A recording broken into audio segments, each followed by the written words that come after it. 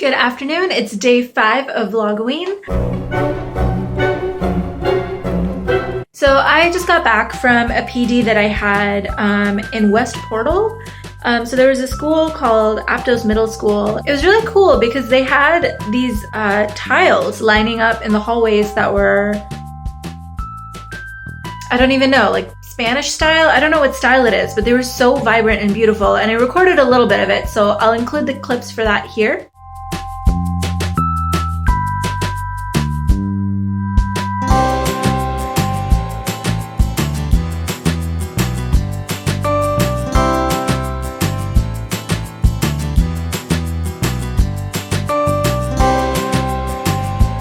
I got to school and I was like, uh-oh, I don't have my wallet. I don't think I left it at home because I didn't take it out of my bag. So where is it? Maybe I left it on the bus. Like, oh, like I'm never gonna be able to get it back. My roommate texted me and was like, hey, like somebody left your wallet in front of our front door. I think you must have dropped it while you were going to work. But thankfully my neighbor found it on the street. However, I mean, I'm glad to have my wallet back and I'm glad like nothing is stolen and all of my cards and stuff are still there.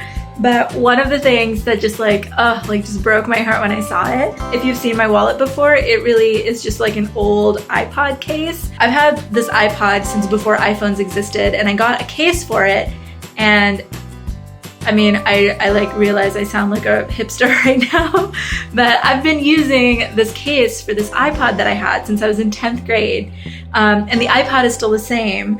And then when I opened it, look! I've had this for so long and the screen has been fine, but now the screen is cracked. I don't think it's from an impact. Maybe it is, but like the corner of it isn't really that scratched. I think like a car might have driven over it because this was pretty sturdy. Like I've dropped this a bunch of times and the screen has never cracked before.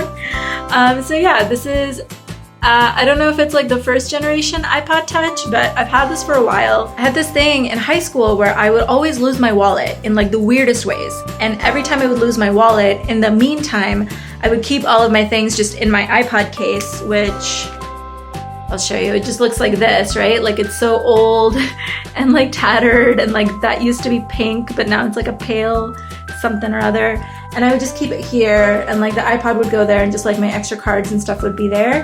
The only time I wouldn't lose it is if it was in my iPod case. So then I just decided that I'm just gonna use this iPod case because I'm not gonna lose it, and I haven't. I've had it literally since 10th grade and I still use it. I don't know, I hope the hard drive functionality of this is still good. And also, Monkey Ball. I'm just realizing that was a game I used to love playing on this. Oh man, I was gonna save this as like a relic. Now it's just gonna be a relic with a cracked screen, which might actually be a more accurate representation anyway. So I just got home. A funny thing happened. So West Portal is like a pretty swanky part of San Francisco. Like the houses are really nice. I was walking around a little bit and like today was workout Wednesday for homecoming, so I'm wearing like a running shirt and like running shorts and like tights and like sneakers, and I don't look like I just got off of work. I look like I just got done working out. All of a sudden I started to feel kind of self-conscious that I'm not dressed professionally because all of these people were coming home from work and they were all wearing like really like fancy suits. I was in front of this like really swanky looking house with like columns and a fountain and like all of this stuff. In fact, let me show you like some clips of how like bizarrely different this looks than any other place in San Francisco I've been to. It doesn't feel like you're in a big city. It feels like you're in this like private residential area that has to be so expensive because it's such a big city for someone to be able to like have that much space and that much privacy. Like I can't even imagine how much those houses cost.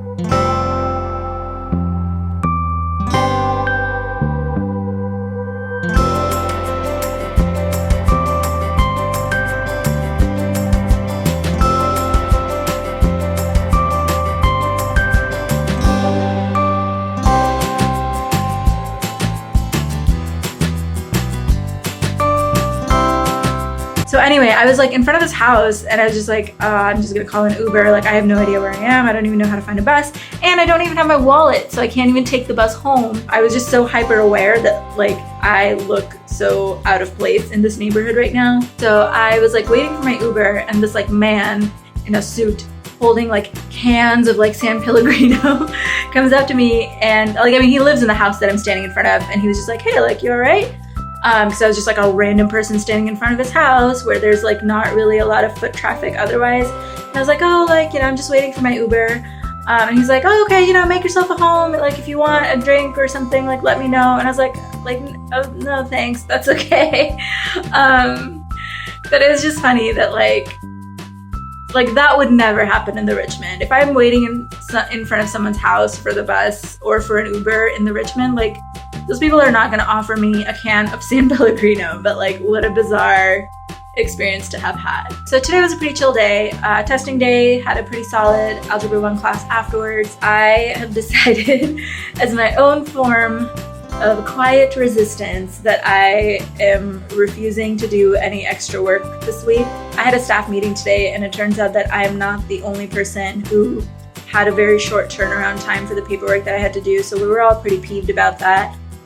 So after my PD, like, I'm home now, I'm not working. I'm in fact going to spend the next 3 to 4 hours doing nothing but thinking about myself and doing fun things. Thanks for watching. Good morning, it is day 6 of Vlogoween, and the desks are still in rows here because today is a test day. Got some important reminders for my students, because I'm sick of them not labeling their diagrams. I'm so sick of it. It's almost the end of the day. Something that I have been really working hard to find a way to do in my classroom is how do you teach writing in a math classroom so you can actually gauge students' understanding.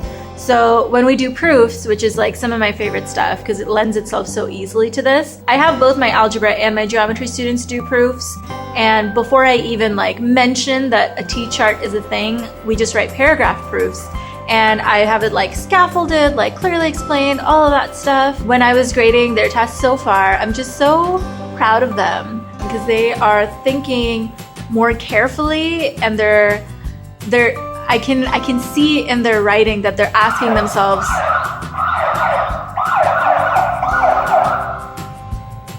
anyway, what the heck? Well, some of the downsides of teaching in a big city is that sometimes there's just really loud noises, which is not helpful for kids that are trying to take a test. I can see in their writing that they are asking themselves, how do they know something? Because I can see that sequence. What is happening outside? Hold on. Whoever's up to some shenanigans needs to cut it out. Like, I can see in their writing that they're asking themselves, how do I know this? And what does this actually mean? What does this imply? And like, I can see that thinking happening, which is great because I feel like anytime you start proofs, one of the most common things I run into is students just being like, oh, look, here's the answer, I'm done. And okay, but like, how do you know? And verbally they're able to do it because I can literally just ask them, like, how do you know that? Okay, but like, so what? What does that matter? Why does this matter? Does this matter? Why does this not matter? But when they write it down, it's cool to see in their paragraph proofs that they're asking themselves those questions and kind of self-checking of, does this information really matter? Okay, I'm gonna include it. And I can see like things that they've erased around of like, like maybe side angle side is what I need here. And like, nope, just kidding, it doesn't actually work. So that's really cool. Like, I gave my students a long time for the test, even though the test is shorter. And a part of me was nervous because I was like, you could be done with this in like 30 minutes and we have 100 minutes together. But all of them took the full time. All of them were reading and rereading the proof and like making edits and stuff. So that was really cool to see. My goal today is to make sure that I have everything planned and printed for Monday so that I don't have to worry about anything school related over the weekend, and I can just have the weekends to myself. So I don't know if you can hear that like plane sound that's just deafening and just constantly there. So I guess it's Fleet Week. I totally forgot, but it was at this time last year. So I was like, oh yeah, it's about the time for that. But yeah, so all of the pilots are practicing their routines for this weekend right now.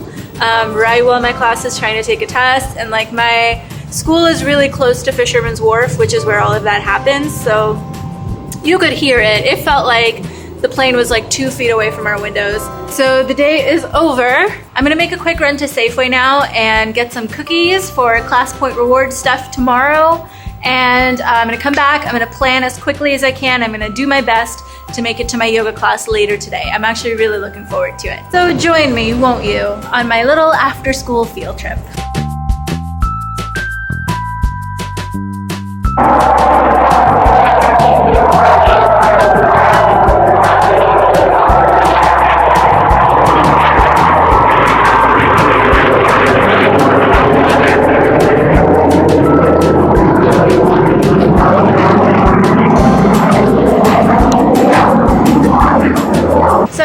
Starbucks on the way back, and I tried their new chili mocha drink that they have, and it's so good. I've never really been a huge fan of pumpkin spice. I feel like fall is just one of those times where like I kind of wait until it's time for peppermint mochas because I love peppermint mochas, but this chili mocha is really good. If you're going to Starbucks and you haven't tried it, I highly recommend it. It doesn't taste spicy. It just tastes, I don't even know, what does it taste like?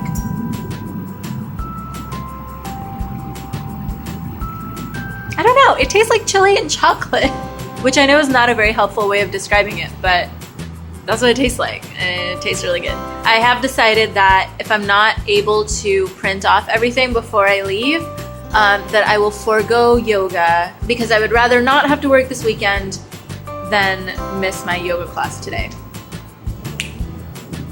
Just to give you an idea, this is how close the planes are flying to my school. Like, pretty freaking low. Kids eat crap anyway, so I don't feel too guilty, but these are all the cookies we're all gonna eat tomorrow. So unfortunately, I'm not gonna make it to my yoga class because it starts in a half an hour and there's no way I'm gonna make it on time. But I thought instead that I would take the scenic route home because it's really sunny outside and it's not foggy. And if I walk along the coastline, it's gonna be gorgeous right now.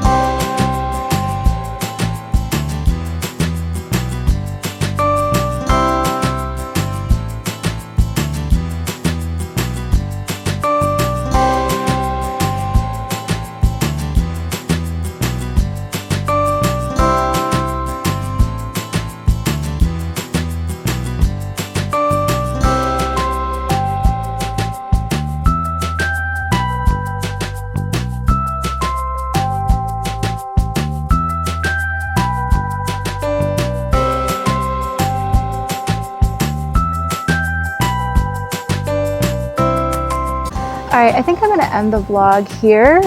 Say bye to the bridge. But yeah, I hope you all had a great day. This was such a fun walk. I can't stop looking at the sunset. It's so pretty. Thank you for watching. Bye.